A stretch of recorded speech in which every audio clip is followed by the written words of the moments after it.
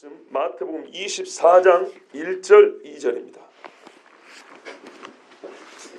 마태복음 24장 1절 2절입니다.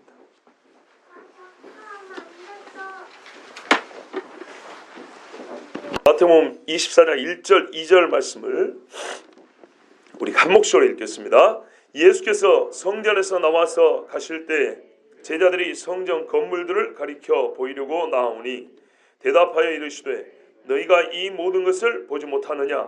내가 진실로 너희에게 이르노니 돌 하나도 돌 위에 남지 않고 다 무너뜨려지리라. 아멘. 여러분, 제가 질문 하나 하겠습니다. 왜 제자들이 성전을 보여드리려고 합니까? 그리고 보여드린다는 말의 의미가 무엇입니까? 자, 우리 홍성준 성도님하고 대답 한번 해보세요. 성전 건물을 보여드리려고 한 이유가 뭘까요? 자랑하고 싶어서 합니다. 예? 자랑하고 싶어서. 예. 뭐 부부니까 한번 물어봅시다. 우리 박순희 성도님 어떻게 생각하세요? 이쪽으로 가셔야 되죠. 성전으로 다시 가셔야 된다고? 나가지 말고. 좋습니다. 그러면 하나 또 물어보겠습니다. 우리 앞에 있는 두 청년 자매에게 한번 여쭤볼게요. 우리 환희 자매님, 성전을 보여드린다는 말이 무슨 뜻일까요?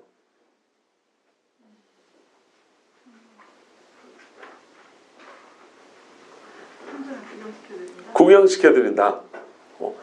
자, 그 다음에 환희 자매님, 가희 자매님, 그럼 한번 묶어서 봅시다. 왜 성전을 보여드리고 보여드린다는 말의 뜻이 무엇일까요? 왜 나만 두 개야?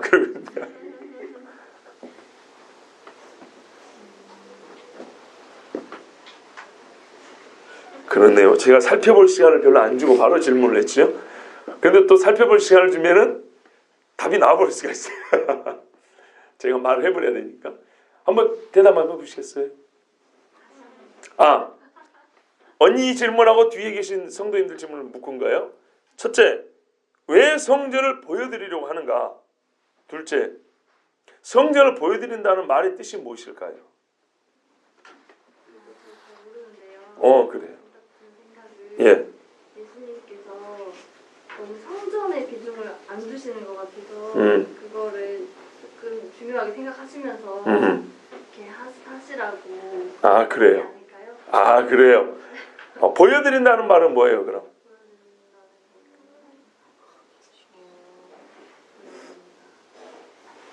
그것도 그냥 제가 앞에 한 그 말에 비슷한 맥락에서 네.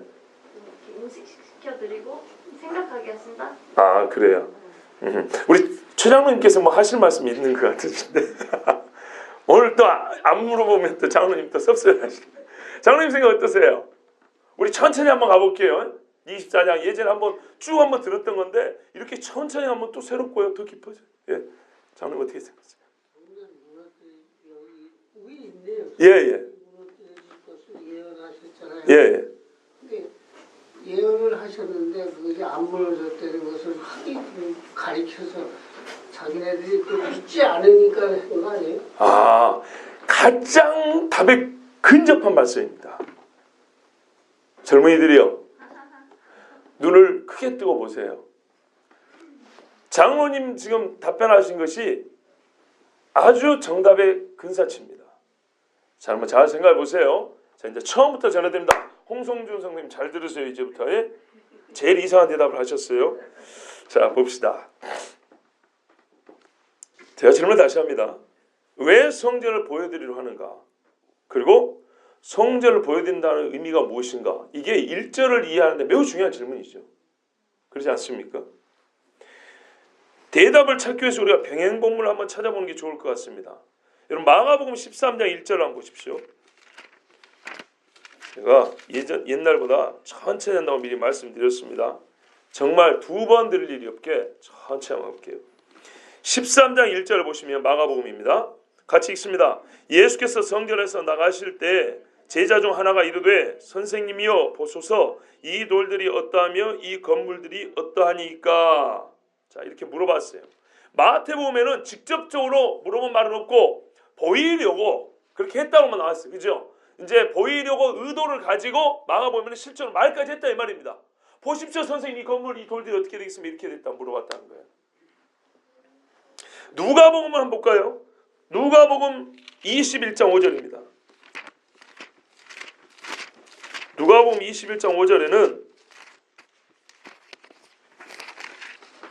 자, 좀 더 자세합니다. 제자들이 이 돌들이 어떻습니까? 건물들이 어떻습니까? 이렇게 물어본 게 아니고 물어본 것 후에 조금 더 자세히 물어봤어요. 같이 읽습니다. 5절입니다. 어떤 사람들이 성전을 가리켜 그 아름다운 돌과 헌물로 꾸민 것을 말하매 예수께서 이르시되 아멘. 그러니까 이렇게 된 거죠. 저를 보세요. 예수님 이렇게 가시는데 제자들부터 뒤따라가잖아요. 어떤 제자 한 사람이 먼저 앞서가지고 선생님 저걸 좀 돌아봐 보십시오.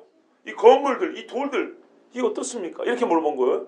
그 말에 원하니까 다른 제자들 와가지고 그러니까요, 이 아름답게 돌로 만든 거하고 이 허물로 꾸며놓은 거 좀 보십시오. 이렇게 얘기했다는 겁니다.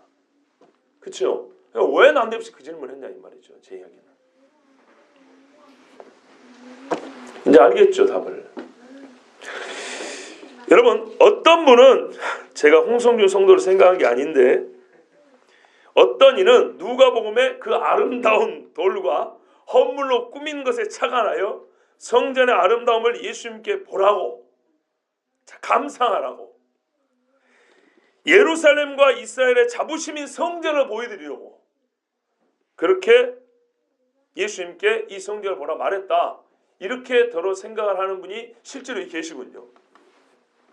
여러분도 보통 그런 생각 한 번쯤 해보신 적 있거나 들어본 적 있으시죠? 학원사님 그렇습니까? 맞습니다. 이것은 지나치게 역사적 배경에 사로잡혀서 예수님과 제자들의 상황적 배경을 무시한 해석입니다. 봐보세요. 당시 헤롯 궁전이 얼마나 위대하냐, 헤롯이 얼마나 치장을 했냐, 얼마나 성전을 확장시켰냐, 얼마나 아름답게 꾸며놨냐, 이런 배경 공부를 부지런히 한 사람들이에요. 배경 공부 제가 중요하지만은 이것이 성경 해석하는 키는 아니라 분명히 몇 번이나 말씀드렸어요. 배경이 중요한 게 지금 역사적 배경이 아니고 상황적 배경이 중요한 거예요. 예수님하고 제자들이 왜 이야기를 하게 됐냐는 거예요. 밑도 끝도 없이가 아니고 밑이 있는 이야기란 말이에요. 이게. 예수님의 자의식, 뭐냐면 예수님이 성전에 대해 자기가 말해요. 성전의 주인이라고 그랬잖아요. 근데 성전을 왜 무너진다고? 아니 이게 성전에 대하여 보면 황폐한다고 이렇게 예언을 했지 않습니까?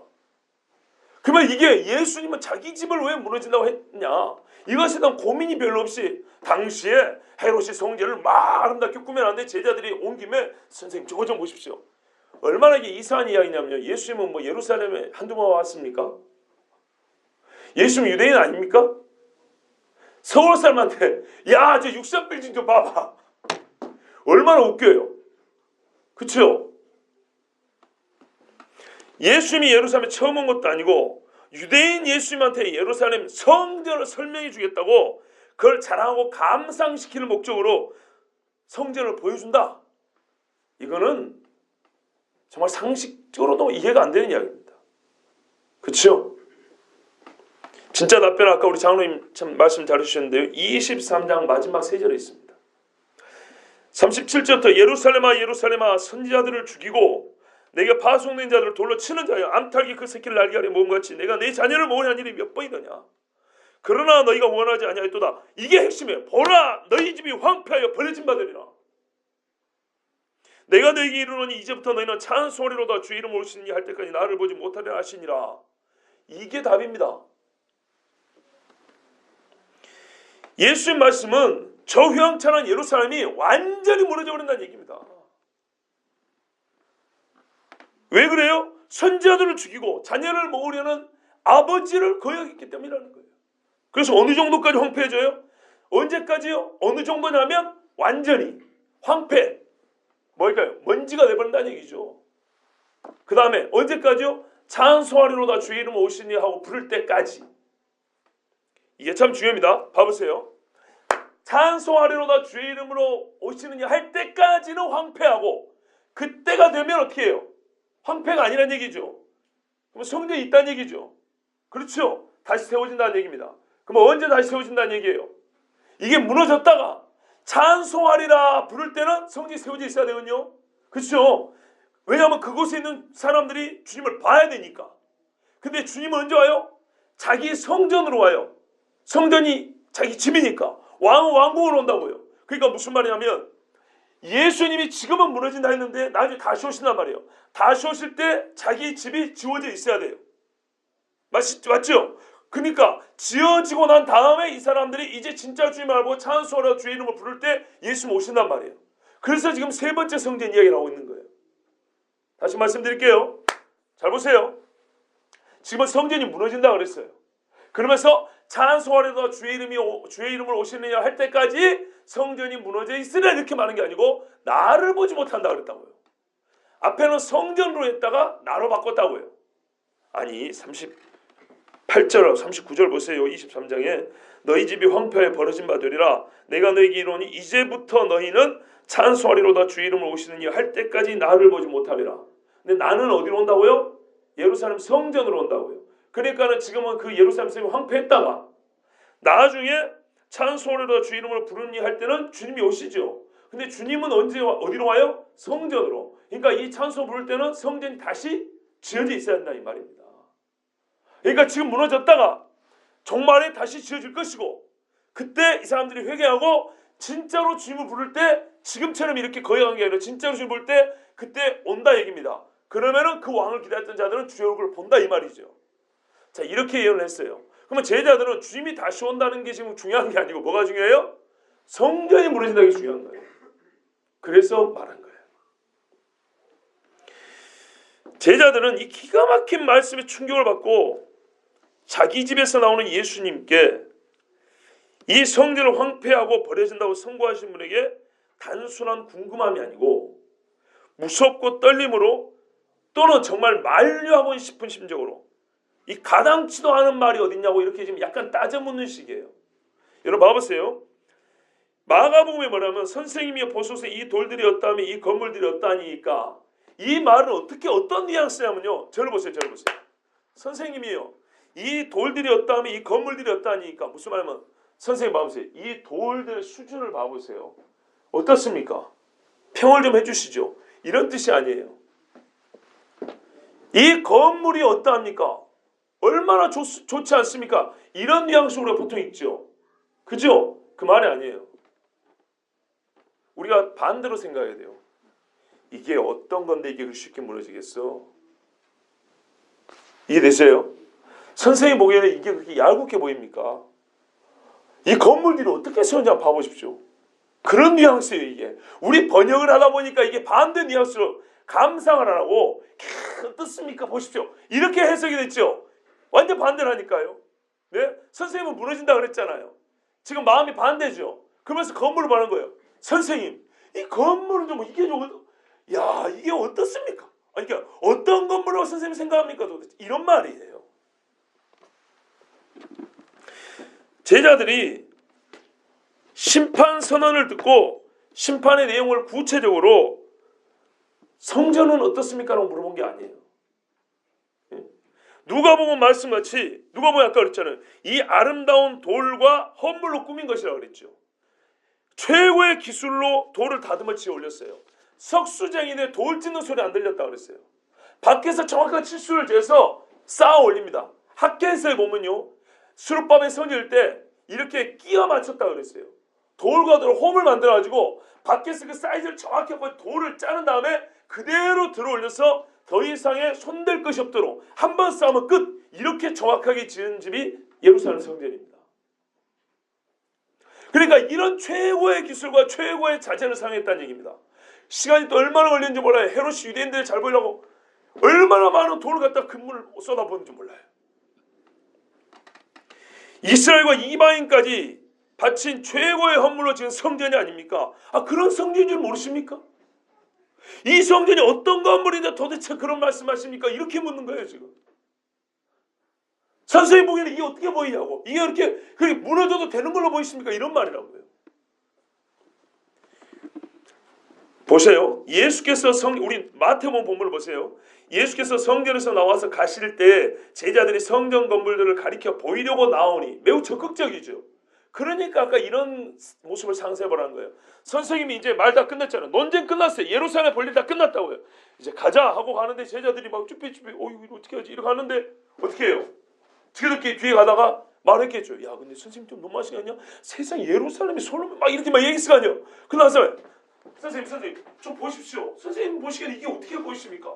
이게 그렇게 쉽게 무너져 황폐 되는 겁니까? 이렇게 물어보니까 옆에들로 그러게요. 선생님 이게 지금 아니 무너졌던 성전을 수르바벨을 짓고 지금 헤롯이 수십 년 동안 이 큰 재물을 가지고 지어놓은 건데 이게 무너진다고 말하면 되십니까? 다시 한번 봐보세요. 얼마나 귀한 것들로 하나님께 영광 돌리러 막 쌓아놨냐 봐보세요. 이런 말이에요. 이제 그려지시죠 장면이. 여러분 요한일서 2장 16절에 안목의 정욕을 언급합니다.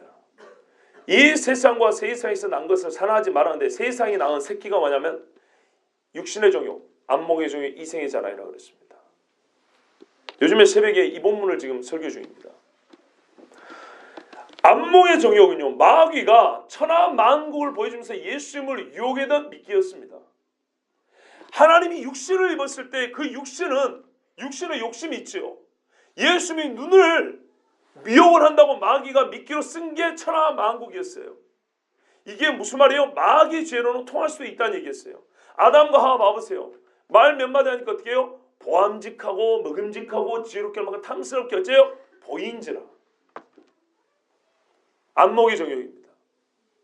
하나님이 쓰신 그분이 육신을 입었기 때문에 완전한 육이잖아요. 그죠? 완전한 하나님이지만 이게 완전한 하나님이니까 하나님의 말씀으로 이겼어요. 그러나 완전한 육이기 때문에 미혹을 느낀 건 똑같다고요. 무슨 말이야? 첫 번째 시험에 40일 배가 고팠을 때 떡을 갖다 놓으면 배가 고프니까 땡기겠죠.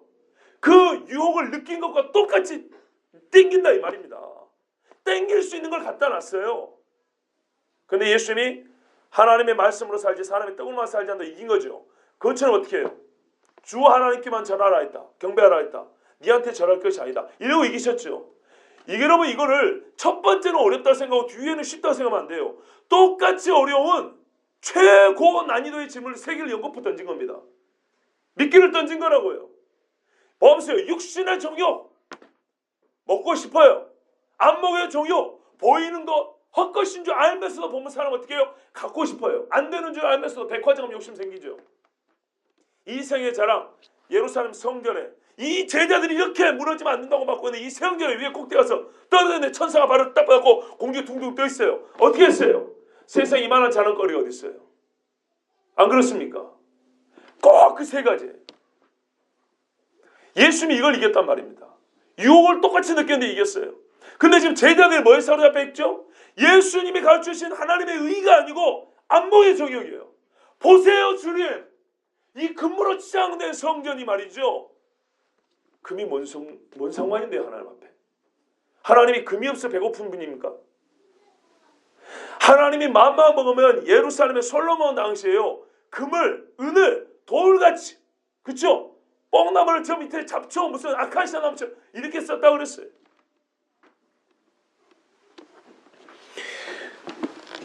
제자들이 보니까 아직 주님을 잘 몰라요.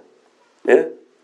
어찌 세운 것인데 이토록 멋진 것을 세상에 한순간에 무너뜨릴 수 있단 말이야? 예? 설마 예수님도 이 정도는 봐주고 우리가 이렇게 고생해놨는데 이 정도는 봐주겠지. 여러분 거룩하지 않으면 아무것도 아니에요. 우리가 얼마나 공대를 다시 세운 성전인가 말이야. 보기에도 이만한 것이 없고 그래 봐야 하나님은 그딴 것에 관심 없어요. 하나님은 거룩한 사람들에 관심 있지 부정한 건물에 관심이 없어요. 그런데요 거룩한 분 옆에 있는 사람들 거룩한 분 안에 있는 사람이 아니라 옆에 있는 사람은 거룩함과 진리보다 보이는 것을 우선합니다. 이 사람들은 지금 이미 예루살렘 성전이 마치 돼지 목에 걸려있는 진주 목걸이 같다는 것을 아직 모릅니다. 하나님의 의가 사람들의 불의에 가려져 있는 것을 알지 못합니다. 여러분 우리는 이미 들었습니다. 뭘 들었어요? 예수님이 예루살렘 성전에 대하여 판단한 걸 들었습니다. 화했을진저 외식하는 세관과 바리새인 하면서 그곳에서 일하는 불법을 이렇게 예수님이 판단하셨습니다. 뭐라고 했습니까? 화했을진저 눈먼 인도자여 너희가 말하되 누구니 성전으로 맹세하면 아무 일 없거니와 성전에 금으로 맹세하면 지킬지라 하는도다. 어리석은 맹인들이 어느 것이 크냐? 그 금이냐? 그 금을 거룩하게 하는 성전이냐? 너희가 또 이러되 누구든지 제단으로 맹세하면 아무 일 없거니와 그 위에 있는 예물로 맹세하면 지킬지라 하는도다. 맹인들이 어느 것이 크냐? 그 예물이냐? 그 예물을 거룩하게 하는 제단이냐? 그러므로 제단으로 맹세하는 자는 제단과 그 위에 있는 모든 것으로 맹세하며 또 성전으로 맹세하는 자는 성전과 그 안에 계신 이로 맹세하며 또 하늘로 맹세하는 자는 하나님의 보좌와 그 위에 앉으신 이로 맹세함이니라. 뭐가 커요? 제단이 크고 성전이 크고 보좌가 크고 보좌에 계신 하나님이 크다는 얘기죠. 근데 그게 거꾸로 된다는 거 아니에요? 그죠? 어디서? 지금 성전에서. 그런데 이 성전 어떻게 우리 하나님이 바뀌었냐 그 말이에요. 근데 제자들은 뭘 봐요? 이 돌들이 얼마나 아름답습니까? 이 헌물로 꾸며놓은 게 얼마나 아름답습니까? 하나님 그런 게 관심 없다니까요. 여러분 미혹이 얼마나 쉽게 일하는지 봐보세요. 이런 걸 볼 때 우리가 하나님의 의로움과 거룩하심을 아직 몰라요. 제자들이 기껏 예수님 말씀 3년 들었고 한다는 소리가 뭘 갖고 예수님의 뜻을 좀 꺾기를 원해요? 보이는 것. 이 아름다운 걸 세상에 이 곳에 세운 걸 하루아침에 무너뜨릴 수 있으면 이 성전이 왜 세워지고 있어요? 하나님께 예배하기 위해서, 제물을 바치기 위해서, 하나님의 율법을 가르쳐주기 위해서, 정의로운 재판이 이루어지기 위해서, 판단이 이루어지기 위해서 세운 거 아닙니까? 그런데 그 집에 예수님이 가가지고 하나님의 집에서 하나님의 말씀을 가르치는 데서 쫓아냈잖아요. 무슨 소용이 있습니까 그 집이? 아무리 예수님 옆에 있어도 우리가 그걸 몰라요. 주님 안에 있지 않으면 모르는 거예요. 우리가 아무리 성전에 교회에 나와서 예배를 드려도 정말 주의 말씀 안에 들어가 있지 않으면 모르는 거예요. 하나님이 이런 건물에 큰 관심이 없어요. 관심이 없다는 거 아니고 우리가 훨씬 관심이 있어요. 하나님의 성전에서 하나님의 의로움과 거룩이 상실되어 버렸는데 그까짓 게 뭔 소용이냐 이 말이에요. 여러분 예수님은 평화에 관한 소식을 알지 못하는 예루살렘 사람들 위해서 울었습니다. 누가복음 19장에 보면 예수님이 오면서 울었죠. 예루살렘에 가까이 오실 때 감람산에서 내려와 예루살렘 가까이 올 때 예수께서 우시는지라 예루살렘아 예루살렘아 평화에 관한 소식을 알았다면 좋았을 것을 지금은 너희 눈에 가리웠도다 그랬어요. 그죠? 왜 울었어요? 예루살렘의 평화에 관한 소식을 알지 못하기 때문에. 예루살렘의 땅이 모르니까 예루살렘에 사는 사람들이. 그거는 제가 예전에 설교 한번 했었습니다. 예수님은 그 영혼들이 깨닫지 못한 것 때문에 울었는데 제자들은 지금 이 건물이 무너진 것 때문에 지금 울상이 된 거예요. 여러분 이미 우리 하나님은요 성전이 어떻게 되면 무너질 것이라고 예언을 하셨어요. 역대하 7장 19절에서 22절에 지난주에 한번 들은 것 같은데요. 그러나 너희가 만일 돌아서서 내가 너희 앞에 둔 내 율례와 명령을 버리고 가서 다른 신들을 섬겨 그들을 경배하면 내가 너희에게 준 땅에서 그 뿌리를 뽑아내고 내 이름을 위하여 거룩하게 한 이 성전을 내 앞에서 버려 모든 민족 중에 속담거리와 이야기거리가 되게 하리니 이 성전이 비록 높을지라도 그리로 지나가는 자마다 놀라 이르되 여호와께서 무슨 까닭으로 이 땅과 이 성전을 이같이 행하셨는가 하면 대답하기를 그들이 자기 조상들을 애굽 땅에서 인도하여 내신 자기 하나님 여호와를 버리고 다른 신들에게 붙잡혀서 그것들을 경배하여 섬김으로 여호와께서 이 모든 재앙을 그들에게 내리셨다 하리라 하셨다라고 그랬어요. 이게 처음에 이스라엘이 포로로 잡혀갈 때 하나님의 경고였고 그대로 하셨습니다. 지금 두 번째 그런 일이 벌어진다 이 말입니다. 왜요? 예수님이 하나님이 왔는데도 불구하고 예수님의 말씀을 직접 면전에서 거부했잖아요. 율례와 법도를 거부했죠. 그러니까 하나님의 말씀은 뭐예요? 반복하여 성취되는 것입니다. 그러자 예수님이 이렇게 대답하셨습니다. 제자들 질문을 받고 대답하여 이르시되 너희가 이 모든 것을 보지 못하느냐. 예수님도 같은 걸 보고 있다는 겁니다. 건물은 같은 걸 보고 있지만 그 건물만 보는 게 아니고 예수님은 같지만 다른 걸 보고 계십니다. 내가 진실로 너희에게 이르노니 돌 하나도 돌 위에 남지 않고 다 무너뜨려지리라. 말 그대로 너희가 이것들을 보고 있지 않느냐. 왜 근데 너희는 모르느냐 이 말이에요. 같은 걸 보는데. 너희 눈에는 치장한 것만 보이냐. 그 속에서 일어나는 일은 안 보이느냐. 너희 눈이 보는 모든 것들이 다 허무한 것이요 주의 진리를 거스르고 어둠에 속하기를 원한다면 무가치한 것이다. 이 무가치한 거에 안 보이냐? 제자들은 금이 막 이게 입혀져 있으니까 이 대단한 건물 이런데 예수님은 이것들이 하나님의 말씀을 지키냐고 나를 지금 아까 거부한 거 못 봤냐 이 말이죠. 예? 너희가 똑같은 걸 받지 않냐? 예루살렘 성전에서 무슨 일이 하는지 아까 똑같이 받지 않냐? 다 허무하고 무가치한 거 스스로 자기들이 무가치하다고 말한 걸 보지 않냐냐 이 말이에요. 내가 진실로 너희에게 이르노니 돌 하나도 돌이 남지 않고 다 무너뜨리리라. 그 제자들이요 감람산에서 이 말씀을 들었기 때문에 조용히 나와서 물어본 겁니다. 이건 다음 주에 들을 말씀인데요. 본래 예수님은 농담을 안 하시죠. 농담을 안 하시는 예수님이지만 그래도 그때는요 외식하는 서기관과 바리새인 때문에 홧김에 저주하신 것이라 생각을 했던 거예요. 근데 예수님한테 이제 그래서 보여준 거예요. 주님 보십시오. 그런다고 이걸 뭐라 황폐 이거 좀 너무하지 않습니까? 그랬더니 너희가 내 말을 허투루 들었구나. 내가 진실로 너희에게 말하노니 돌 하나도 돌 위에 남지 아니하리라. 완전히 다 무너지고 무너뜨려지리라. 이렇게 말씀했어요. 실제로 이게 역사적으로 이제 뭐 2번, 3번 이와 같은 일이 있었습니다. 자, 그런 이야기는 굳이 안 합니다. 누가복음 21장 6절 다시 한번 찾아보십시오. 누가복음 21장 6절입니다.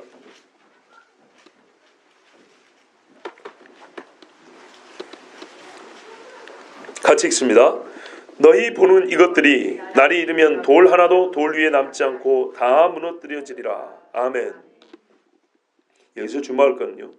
마태복음보다 좀 자세하게 이렇게 되어있어요. 날이 이르면이라는 구절입니다.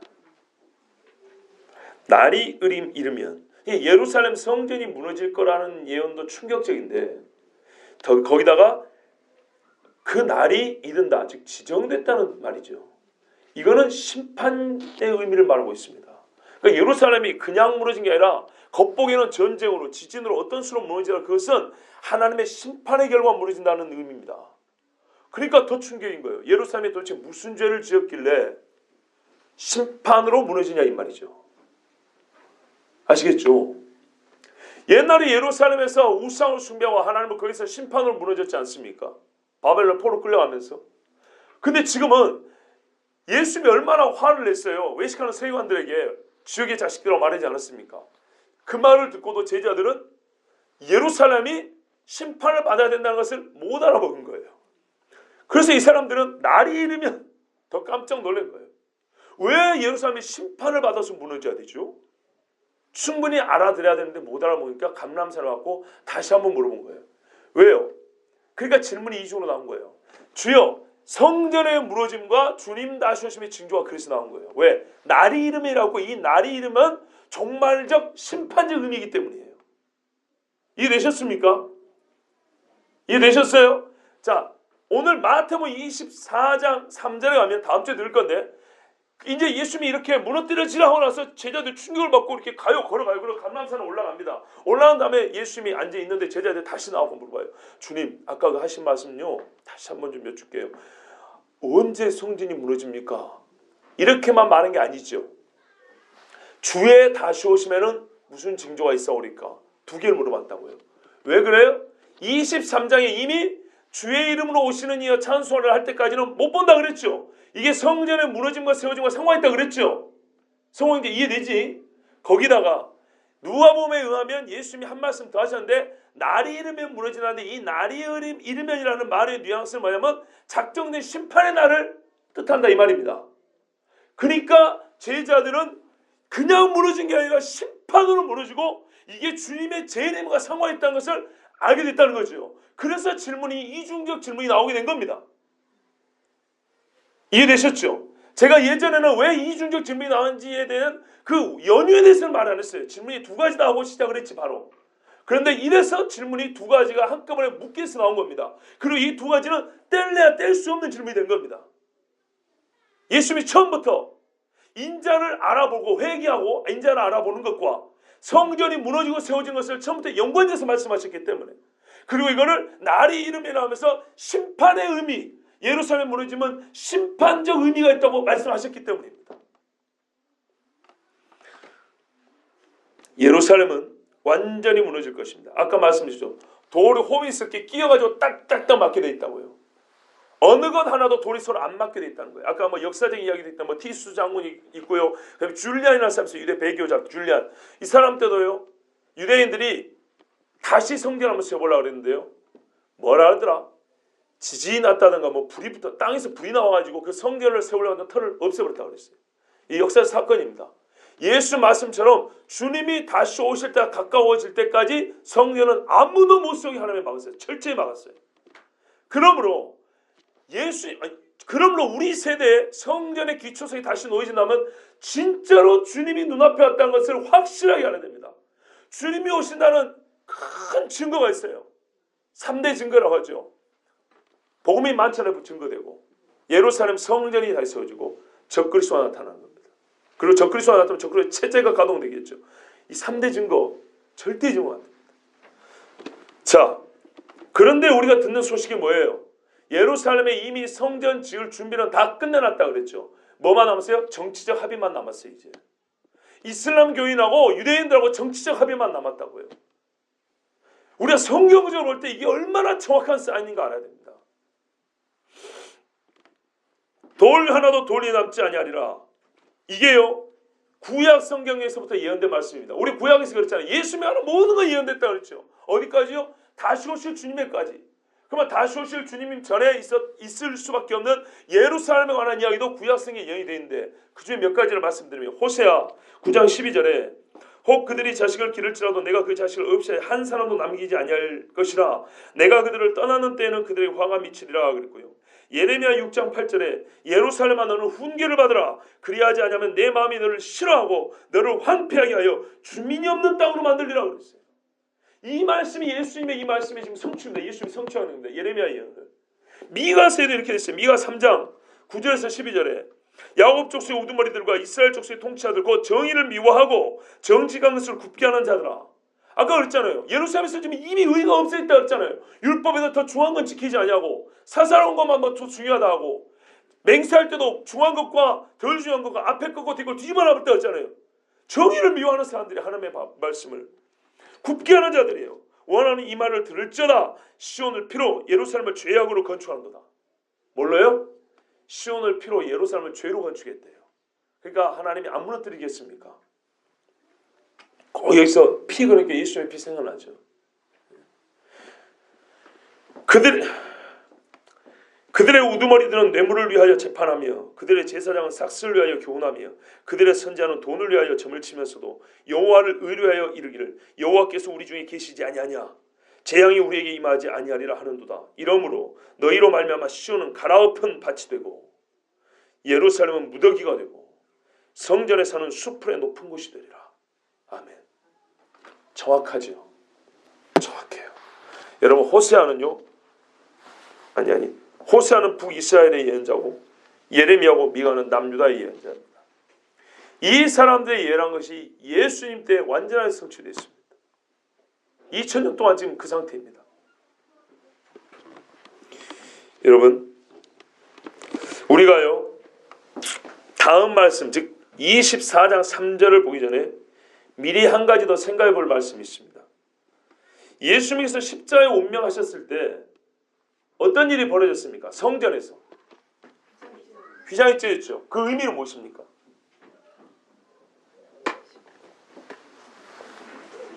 히브리서에 보면 잘 나와 있습니다. 휘장을 지나 담대히 10장 19절 20절에 보면 그러므로 형제들아 우리가 예수의 피를 힘입어 성소에 들어갈 담력을 얻었나니 그 길은 우리를 위하여 휘장 가운데로 열어놓으신 새로운 살 길이요 휘장은 곧 그의 육체니라 그랬죠. 맞습니다. 예수의 몸이 찢겨서 누구라도 하나님과의 가장 깊은 교제가 가능한 지성소 안으로 들어가게 됐습니다. 성소와 지성소 사이에 막혀있던 휘장이 찢어졌습니다. 그걸 예수의 몸이라고 얘기했습니다. 맞지요? 그런데 한번 물어보겠습니다. 예수의 몸이 찢기는데 그래서 우리가 하나님의 성소로 담대하게 들어갈 수 있게 되었는데 그 영적인 의미를 우리에게 보여주시려고 예루살렘 성전의 휘장이 찢어졌다 이 말입니다. 그것만일까요?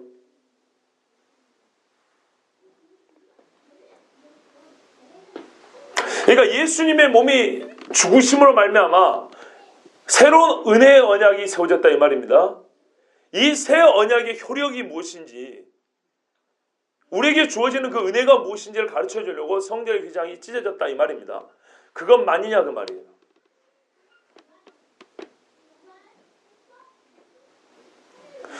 여러분, 옛날에 성막 시대도 그렇고 성전 시대도 그렇고 그 거룩함과 정결함을 유지하기 위해서 나름대로 장치가 있습니다. 말뚝을 박서 이렇게 울타리를 쳐놨고요. 뜰이 있고요. 그리고 텐트가 있습니다. 텐트 안에도 성소라 부르는 데 있고 지성소라 부르는 데가 있죠. 그렇죠? 그 앞에 향불로 가리고 있습니다. 마찬가지입니다. 성전도 그와 비슷한 구조입니다. 뭐 이방인의 뜰이 있고 뭐 무슨 뭐 여인의 뜰이 있고 막 이렇게 돼 있지 않습니까? 나름대로 장치들입니다. 그러면은 성전이 이방의 침입을 받고 부정을 입더라도, 즉 더럽혀지더라도 최후의 볼은 어디죠? 지성소죠. 그래서 지성입니다. 가장 거룩한 곳이라고. 그 가장 거룩한 곳을 지켜주는 마지막 울타리가 뭡니까? 휘장입니다. 그게 찢어졌다는 얘기입니다. 잘 한번 생각해 보세요. 휘장 안과 밖에 구분이 없어져 버렸죠. 우리가 긍정적으로 말하면 이제 밖에도 안과 같이 거룩하다 말할 수 있겠죠. 거꾸로 말하면요. 밖에서 들어오는 부정을 차단할 장막이 없어져 버린 거예요. 예수님의 죽으심은 이 성전 제도를 폐하셨습니다. 잘 보세요. 성전이 의미하는 바 하나님께 갖고 있는 가치를 폐하했다는 뜻이 아니에요. 그런 의미 아니에요. 나중에 예루살렘 성전 주님 스스로 성교된다 그랬잖아요. 근데 그 기능이 폐하졌다 이 말이에요. 이제 우리가 무슨 성전을 갖고 하나님 앞에 제사 지나가지고 우리의 속죄를 받고 이러진 않아요. 예수님이 죽으심으로 우리 속죄는 끝났어요. 그죠? 이게 무슨 말이에요? 성전 제사는 폐하졌다는 거예요. 더 이상 여기서는 그 성전 제사가 있으므로 거룩함의 의미를 가질 수 있는 곳이 아니라 그 말이에요. 이해가 되시죠? 사람들이 스스로 더럽혀버렸어요. 너희가 더럽힌 곳, 더럽다고 예수님이 인정해버린 거라고요. 찢어갖고 안과 밖을 아무 차이 없게 만들어버렸어요. 휘장이 찢어졌습니다. 지성소 안과 밖은 차이가 없어져 버렸습니다. 우리가 성소에 들어갈 담력을 얻었다는 말은 우리의 거룩해짐을 전제하지만 성소의 휘장이 찢어졌던 그 순간 레위인들과 제사장이 받았을 심적 충격을 한번 생각해 보세요. 그들은 왜 경악을 하고 소리를 질렀을까요? 거룩한 곳과 거룩하지 않은 곳 차이가 구별이 없어졌기 때문입니다. 하나님이 그렇게 만들어버린 겁니다. 너희들이 제 아무리 거룩하다고 해봐야 나한테는 저 바깥과 아무 차이가 없다. 왜요? 제단의 제물이 제단보다 크다면서, 금이 성전보다 크다면서, 귀까지껏 휘장 가려봐야 무슨 소용인데. 아무짝에 쓸모없다. 봤어요. 성전이 무너질 때 지성소만 냉가놓고 무너졌습니까? 아니죠. 거룩한 집이 세속적인 집과 다름이 없어져 버렸습니다. 성전은 우리 주님 말씀 그대로 보세요. 버림받은 겁니다. 분명히 버림받아 황폐해진다 그랬어요. 예수님이 십자가에 달릴 때 어떻게 했어요? 완전히 죽으셨죠. 완전히 죄를 짊었죠. 그래서 아버지가 어떻게 버렸다고 그랬어요. 예수님의 거룩할 때 죄를 더 씹은 게 아니라 예수님 자신이 죄인이 되어버렸기 때문에 죄는 버려지는 거예요. 우리가 완전히 의로워진 것처럼 예수님 완전히 죄인 거예요. 이게 100%와 100% 교환이에요. 성전이 버렸단 말은 완전히 세속적인 집과 같이 취급을 받았다 이 말입니다. 주님의 이름을 제대로 부르지 못하는 집은 아무리 잘 잡아야 세상의 집들과 아무 차이가 없는 것입니다. 우리 주님 뭐라 했어요? 도적대의 소굴을 안 그랬습니까? 예레미야도 안 그랬습니까? 예레미야 그렇죠? 도적대의 굴레로 만들었다 그러지 않았습니까? 아니 성전을 도적대라고 하나님의 말씀을 전하고 가르치는 바리새인과 서기관을 독사의 새끼라고 그래버렸는데 여러분도 제자들처럼 여전히 그래도 주님 그래도 알겠습니까? 그래도가 안 통하게 되어버렸다니까 이제. 그 표시가 휘장을 찢어버린 거예요. 휘장이 말 그대로요. 이 집이 거룩하다는 최고의 상징물이에요. 이 집의 거룩성은 휘장으로 상징돼요. 없다는 말이에요. 거룩하지 않은지만 하나님이 보여줄 이유도 없습니다. 사무엘상 4장 21절 22절에 이르기를 영광이 이스라엘에서 떠났다고 아이 이름을 이가봇이라 하였으니 하나님의 괴가 빼앗겼고 그의 시아버지와 남편이 죽었기 때문이며 또 이르기를 하나님의 괴를 빼앗겼으므로 영광이 이스라엘에서 떠났다 하였더라. 아멘. 성경은 당시의 사건의 의미도 말해주지만 어떤 한 사건과 그 사건의 해석은 훗날에 이루어지는 영적으로 동일 원리나 유사한 원리 안에서 이루어지는 사건에 대한 해석을 할 수 있는 좋은 자료가 됩니다. 해석의 도구가 됩니다. 무슨 말입니까? 예수의 지금 이 말씀은요, 이 가봇이라 내가 이 성전의 주인이 나 예수님 어떻게 했다고요? 성전을 떠나 나왔다고요. 두 번 다시 안 들어갑니다. 언제까지요? 진짜로 나를 영화롭게 그 이름을 부를 때까지 안 들어가요. 이가봇 영광이 떠났어요. 옛날에는 법궤만 떠나도 하나님의 영광이 떠났다 그랬어요. 그죠?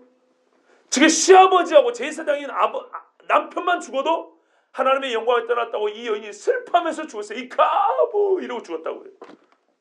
성전의 주인인 왕이 떠나버렸어요. 버려버렸어요. 예수님 버린 거예요. 그리고 그 예수님을 죽이로 작정하는 공모가 예수에 나왔어요. 바로 이게 이가봇입니다. 우리 예수님이 요한계시록 2장에서 에베소 교회를 향해 이렇게 경고하십니다.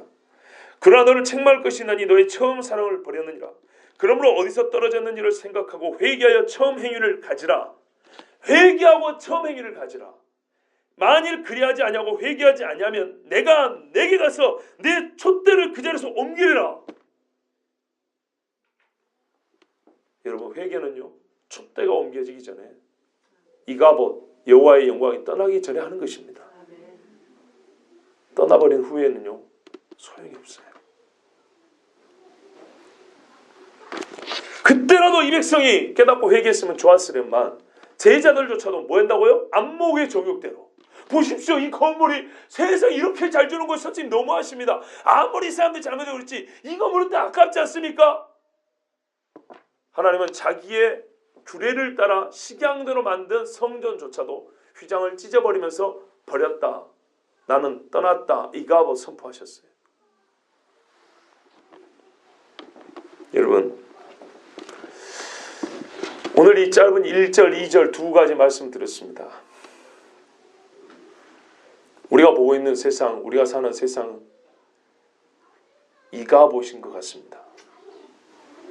하나님의 영광이 각 교회에 주셨던 그 영광스러운 진리의 촛대가 옮겨지고 그래서 하나님이 그 교회를 버리고 각 사람을 버리고 종들을 버리고 그래서 하나님의 영광이 없이 아무리 주의 이름을 외쳐봐야 정말 하나님의 영광이 나타나지 않냐고 생명이 살아나는 일도 없고 변화되는 일도 없고 회개 아무리 필요한 것이 이 마지막 때 진짜 필요한 것이 유대인들이 뭐예요? 찬송하리로다 주의 이름으로 오시는 예를 진짜로 진심으로 부를 때 주님이 온다고 그랬거든요. 지금의 그 노래를 불러야 될 때라고 아무리 외쳐도 너무나 안 된다는 것을 제가 느낍니다. 아무리 회개를 해야 된다고 촛대가 옮겨지기 직전에 지금 하나님 앞에 무릎을 꿇어야 한다고 해도 안 됐습니다. 세상의 제자들, 즉 요즘으로 말하면 목회자들조차도 신학 공부를 전문으로 한 사람들조차도 어떻게 해요? 예수님 옆에 서 있는 사람이지 그 속에 거하지는 못해서 옆에 있으니까 백날 천날 봐 예수의 말을 못 알아먹어요. 나는 이런 것에 관심이 없다. 진짜로.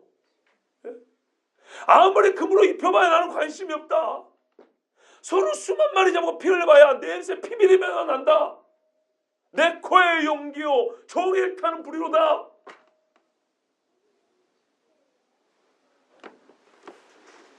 여러분 진짜로 주님 오실 날이 멀지 않았습니다. 심판의 구체적인 내용을 듣기 전에 이 심판을 들어야만 했던 그 시대, 예수님이 처음 오셨을 때 그 시대 그 사람들 이야기를 우리가 먼저 좀 들어야 됩니다. 뭐가 다릅니까? 제자들의 모습을 보셔야 됩니다. 이 사람들이 3년 동안 예수님하고 경험하고 살고 듣고 보고 느꼈던 게 얼마나 많습니까? 아무 소용이 없죠 지금. 그죠? 그러니까는요 우리가 신앙생활을 오래 했어요. 내가 교회 봉사 많이 했어요. 신학 공부도 많이 했어요. 책도 수없이 읽었어요. 뭐 강의도 듣기도 하고 가르치기도 했어요. 그랬는데도 불구하고 어째요? 우리 요즘에 듣는 요한일서의 말씀하면 네가 하나님과 사귐이 없으면 주의 안에 거하지 아니하면 옆에만 있는 사람 갖고는 절대 주의 뜻이 무엇인지 알지 못하고 주의 시기를 알지 못하고 주의 심정을 알 수가 없어요. 얼마나 큰 차이인지 봐보세요.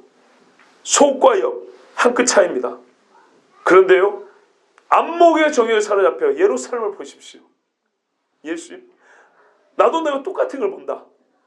똑같은 시각으로 보고 있다. 아니 시력을 보고 있다. 그러나 내가 보는 관점은 다르다 이 말이에요.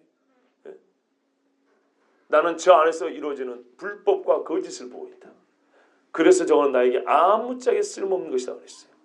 여러분 주님 오실 때 한국 교회가 아니 세계에 있는 십자가를 높이 들고 있는 교회들이 얼마나 하나님 앞에 이가봇의 심판 판단을 받지 않을 거라고 생각하십니까? 어느 집은 하나님이 베델 하나님의 집이라고 부른 데가 있을 것이고 어떤 데는 이카봇 이렇게 만약에 도장을 찍고 한다면요. 우리 옛날 농사 짓고 하면 이렇게 공파리가 딱딱 두드린단 말이에요. 갑을 이렇게 두드린단 말이에요.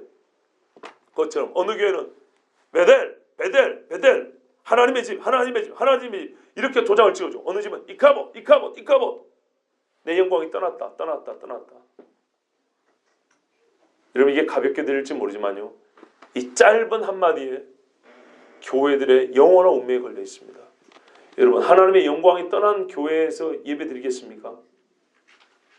아니면 하나님의 집이라고 하나님의 베델 나의 집 하나님의 집이라고 하는 교회에서 예배를 드리겠습니까?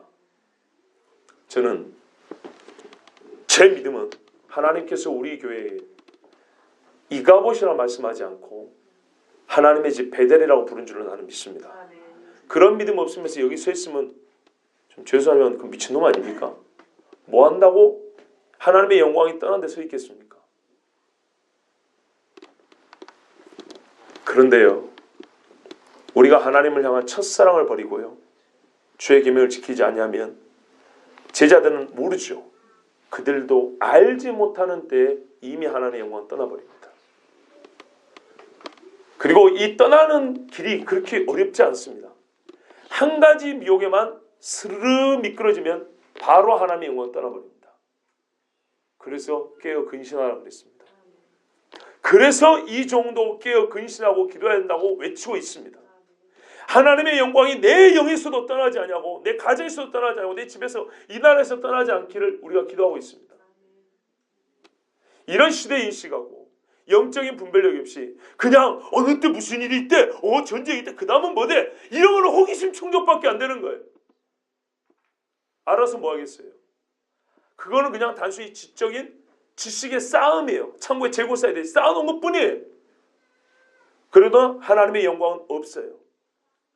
왜 하나님이 예루살렘을 버릴 수밖에 없었는지 왜 주님이 예루살렘이 황폐해진다고 심판을 선고할 수밖에 없었는지 여기에 대한 우리의 깨달음과 회개가 없으면 내가 아무리 이어지는 심판의 지식 환란의 단계 야 우리 교회는 이런 것도 안다 너희는 이 시대를 분별할 줄 아니 그래봐야 소용없는 거예요. 여러분 제발 하나님의 집이라고 하는 이 교회에서 디모데전서 3장 15절에 뭐냐면요. 잘 보세요. 하나님의 집, 성전, 또 하나님의 교회 이렇게 세 가지가 한 절에 들어있습니다. 구약의 성전과 신약의 교회는 다르다지만 의미상 연속성이 있습니다. 디모데전서 3장 우리 교회 올해 표어인 말씀입니다. 한번 보시겠습니까? 디모데전서 3장 15절입니다. 만일 지체하면 너로 하여금 하나님의 집에서 어떻게 행하여야 할지를 알게 하려 함이니 하나님의 집은 구약적 표현이고 성전을 가리키는 표현입니다. 그런데 이거를 신약에서 그대로 썼습니다. 그리고 이 집은 뭐라고요? 살아계신 하나님의 교회요 진리의 기둥과 터이라고 그랬어요. 맞죠? 근데 이거는 디모데가 사용하는 가정교회 내지는 뭐 가정집을 말합니다. 이게 무슨 말이에요?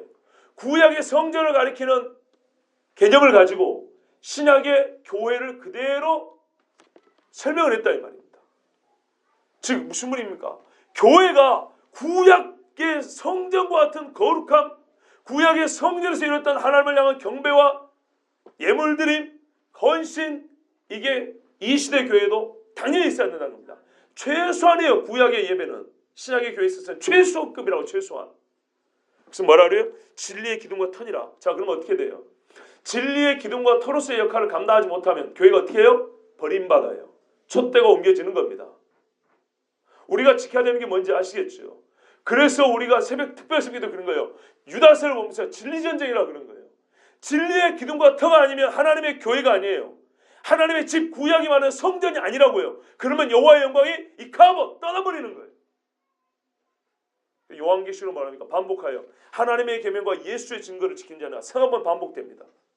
하나님의 계명과 예수 그리스도를 믿는 믿음 증언을 지킨 자들 이렇게 돼 있어요. 이게 진리입니다. 그런데 이 일에는 소홀하고 보이는데 들리는데 느껴지는데 이런 데만 교회가 신경 쓰면 어떻게 한다고요? 황폐하여 버려진 바 당한다는 거예요. 이게 안목의 정욕이 사로잡힌 겁니다. 인생의 자랑입니다. 여러분, 교회는 진리로 채워져 있어야 하고 하나님의 말씀이나 순종과 헌신이 있어야 되고 성령과 동행하는 거룩한 삶이 있어야 됩니다. 그렇지 않으면 하나님의 영광이 떠납니다. 돌 하나도 돌리에 남지 않고 아무리 높고 크게 지어봐야 아무짝에 쓸모없습니다. 예수께서는 떠나나가 버리십니다. 돌아오지 않습니다. 여러분, 이 경고를 들으시고 우리가 이 마지막 때 어떤 신앙과 어떤 신앙의 자세로 살아야 할지를 확실한 다음에, 이게 분명해진 다음에 이제 3절부터 듣는 거예요. 그러면 3절부터 나오는 이 구체적인 역사의 추이와 주님 오시려는 그 시간표가 우리 삶에서 실제적인 경건의 능력과 주님 오심을 준비하는, 소위 말해서 신부단장에 도움이 되는 말씀이 됩니다. 여러분, 꼭 하나님의 교회에서 거룩함과 진리를 잘 지키고 사람의 눈에 보이는 것이 아니라 주의 법도와 규례를 행하는 저와 여러분 되길 바랍니다. 우리 함께 기도합니다.